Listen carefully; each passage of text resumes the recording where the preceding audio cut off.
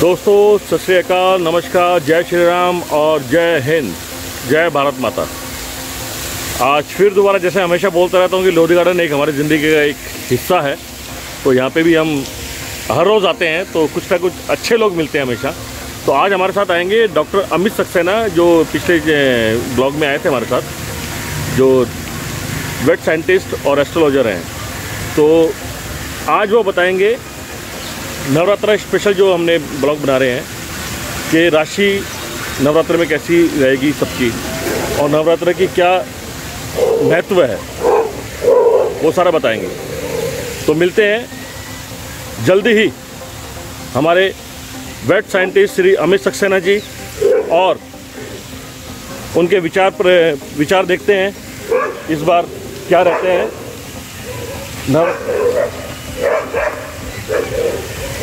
नवरात्रि में, जो कि वो बताएंगे राशि के बारे में, चंद्र के बारे में बता रहे हैं। बेसिकली वो चंद्र जो हमारा ग्रह है उसके बारे में बताएंगे और जो उससे रिलेटेड जो राशि है उसके बारे में बताएंगे।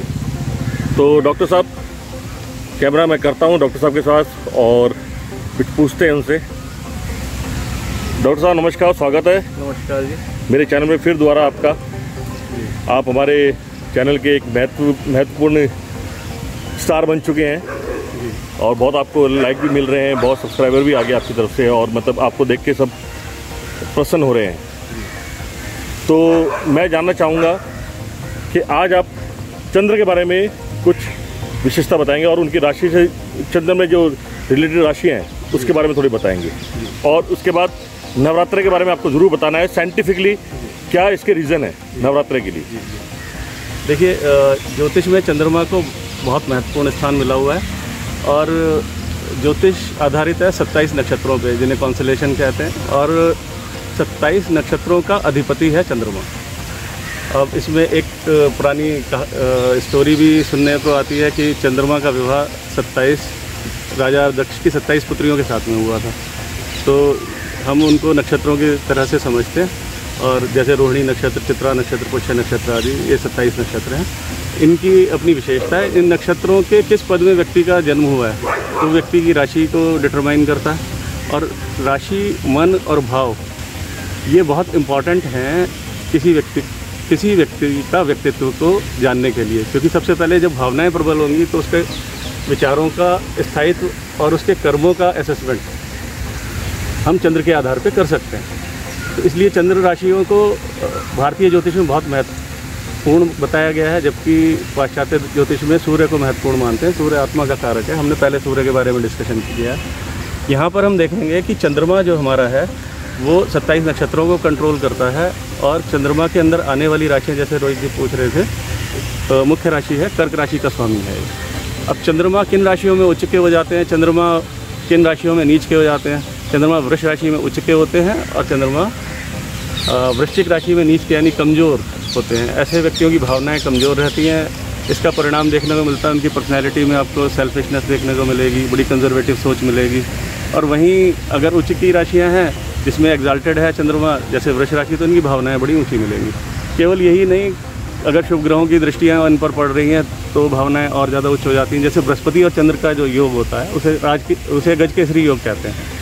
ये बहुत बड़ा योग है। ऐसे व्यक्ति इस देश और समाज के लिए बड़े बड़े कार्य करने वाले, बड़े बड़े इंस्टीट्यूशनल डेवलपमेंट वाले, और काफ़ी हद तक आप ये देखेंगे जितने बड़े चैरिटेबल ऑर्गेनाइजेशन या बड़े बड़े संस्थान, शिक्षण संस्थान और वोकेशनल संस्थान चल रहे हैं, उनकी कुंडली में कहीं ना कहीं गजकेसरी योग है।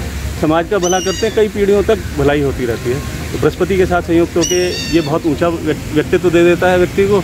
वहीं चंद्रमा अगर पाप पीड़ित हो जाए, चंद्रमा अगर शनि से पीड़ित हो जाए, तो व्यक्ति को अवसाद और दुख देता है, व्यक्ति उलझनों में रहता है। उसको समय रहते निदान करना चाहिए। चंद्रमा राहु के साथ होता है तो मानसिक बीमारियां देता है, उसके भी निदान करने चाहिए। अब बात यह है कि रिश्तों में चंद्रमा कहाँ एग्जिस्ट करता है, ये हमारे जैसे मुझे जानना था, जैसे हर राशि रिश्ते में वो प्रभाव करती है, तो चंद्रमा कौन से रिश्ते के अंदर आता है जो घर और परिवार के लिए अच्छा माना जाए। चंद्रमा वैसे तो व्यक्तित्व में मैंने बताया कि इमोशंस का, भावनाओं का कारक है। वहीं रिश्तों में ये माँ और नानी की परतों का कारक है। किसी व्यक्ति का ननिहाल का बैकग्राउंड कितना पावरफुल है, कितना शांत है, उदार है, किस तरह के व्यक्तित्व को वो धारण किए हुए हैं, तो माँ किस तरह के संस्कार रखती हैं, वो सारे असेसमेंट चंद्रमा के द्वारा हो सकते हैं। और कुंडली में विशेषता इसका जो स्थान सोमवार और वीरवार को अर्पित करें, शनिवार को काले तिल के साथ अर्पित करें, बादाम के साथ अर्पित करें, आपका गजकेसरी योग जागृत होता चला जाएगा और आप महान व्यक्तित्व को, महान भावनाओं को धारण करने वाले होंगे, उनकी ब्लेसिंग्स आपके साथ होंगी। इन्हीं शब्दों के साथ मैं इनको तो चंद्रदेव का जो ज्ञान मैंने आपको दिया, आप लोगों ने बड़े ध्यान से सुना, इसके लिए आपको धन्यवाद करता हूँ। और कोई भी प्रश्न हो, हाँ, आपका कोई भी प्रश्न हो तो रोहित जी आप पूछ सकते हैं। हाँ डॉक्टर साहब, थैंक यू वेरी मच कि आपने चंद्रमा के ग्रहण के बारे में बताया हमें। मैं एक जानना चाहता हूँ, जैसे अभी नवरात्र आज से स्टार्ट हो गए हमारे जी, कल से हो गए थे बेसिकली, तो मुझे नवरात्र साइंटिफिकली रीज़न जानना है कि ये किस लिए लोग मानते हैं। 9 दिन जो उपवास करते हैं, खाते नहीं हैं, पूजा, एक्चुअली क्या बेसिकली ये मुझे जो लगता है कि ये एक आध्यात्मिक से जोड़ देता है, आध्यात्मिक से जोड़ देते हैं। तो साइंटिफिकली मुझे इसका रीज़न बताइए आप। देखिए, स्पिरिचुअल साइंस का एक अनटच पार्ट है, जिसको बहुत से साइंटिस्ट इसलिए एक्सेप्ट नहीं करते क्योंकि ये पैरा साइंस है। तो अतीन्द्रिय ज्ञान है, मतलब आप इसको फिज़िकली ऑब्जर्व नहीं कर सकते। फिर भी इस बात से तो हर कोई अवेयर है कि जो हम स्वयं अपने व्यक्तित्व को अगर देखें, अपनी स्पिरिट को एसेस करें, तो लाइट, साउंड एंड चार्ज, ये स्पिरिट की कंसिस्टेंसी हो सकती है। क्योंकि लाइट, साउंड एंड चार्ज ये विशेषता है स्पिरिट की। अब दुर्गा सप्तशती जैसे महत्वपूर्ण ग्रंथों में माता ने अपनी प्रकृति प्रवृत्ति खुद बताई। माता ने कहा है कि जितनी प्रकृति आप अपने चारों तरफ देखते हैं, जिससे आपका पोषण होता है, वो सारी मैं हूँ।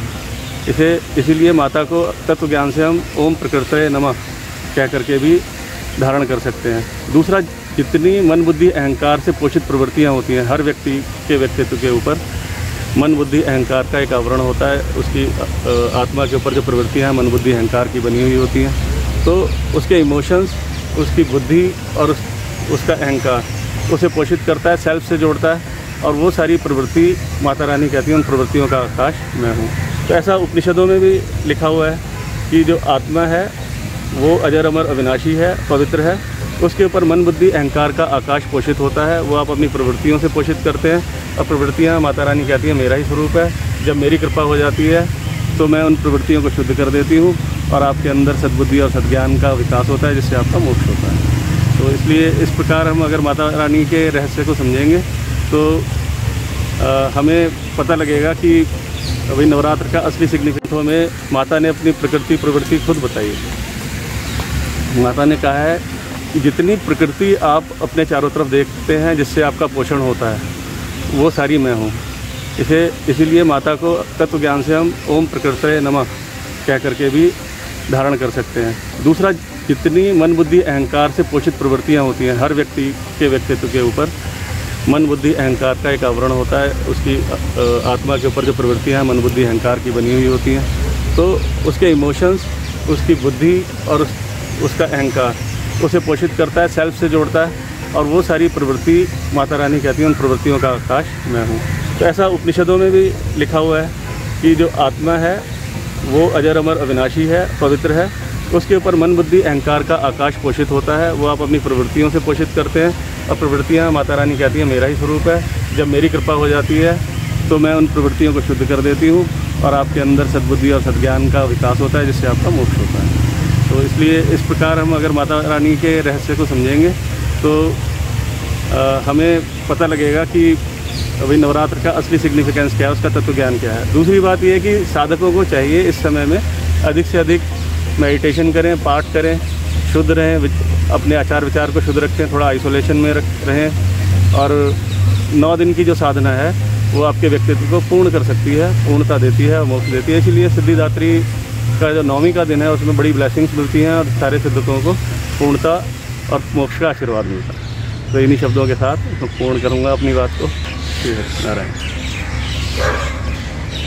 तो दोस्तों, आपने देखा हमारे चैनल पे डॉक्टर साहब बार बार आते हैं और आपके अनुसार जो भी क्वेश्चंस होते हैं उसका कोशिश करते जवाब देने के हैं, और जो साइंटिफिकली जो ये बता पाएंगे वो मेरे ख्याल से मैंने अभी तक कहीं देखा भी नहीं है, ना सुना है। साइंटिफिकली जो रीज़न है डॉक्टर साहब ने बताया है नवरत्न के बारे में। और प्लीज़ इनकी बात का ध्यान दीजिए और जो भी राशि की बात कर रहे हैं ये आप उस पर वर्कआउट कीजिए। आई एम 100% श्योर कि आपकी लाइफ चेंज हो जाएगी इनके उपाय बताने से।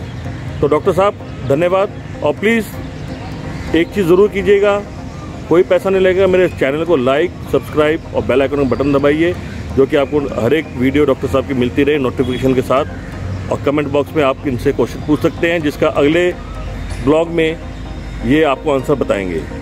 तो इसी के साथ धन्यवाद डॉक्टर साहब आपका, और नेक्स्ट ब्लॉग में मिलते हैं। जय हिंद, जय श्री राम और जयकारा शेरा वालिदा दरबार की जय।